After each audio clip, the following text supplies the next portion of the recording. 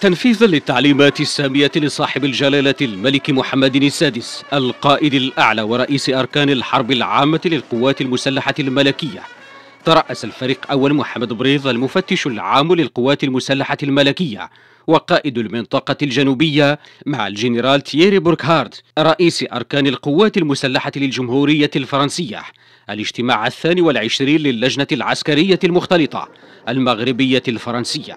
مباحثات المفتش العام للقوات المسلحة الملكية ورئيس أركان القوات المسلحة الفرنسية تمحورت حول مختلف أوجه التعاون العسكري الثنائي والوضع الأمني الإقليمي والدولي، إذ أشاد المسؤولان بالمستوى المتميز للتعاون بين القوات المسلحة للبلدين، ما يعكس الروابط القوية التي تجمعهما والتي ما فتئت تتعزز في مختلف القطاعات. كما اتفقا على الاستفادة من الدينامية التي أحدثتها الشراكة الاستثنائية المعززة التي أرساها قائد البلدين صاحب الجلالة الملك محمد السادس وفخامة الرئيس إيمانويل ماكرون. بعد ذلك ركزت اللجنتان على بحث نتائج التعاون العسكري الثنائي لعام 2024 والأنشطة التي سيتم تنفيذها في العام 2025. في اليوم نفسه أجرى الوزير المنتدب لدى رئيس الحكومة المكلف بإدارة الدفاع الوطني عبد اللطيف لودي مباحثات بمقر الوزارة مع الجنرال تييري بوركهارد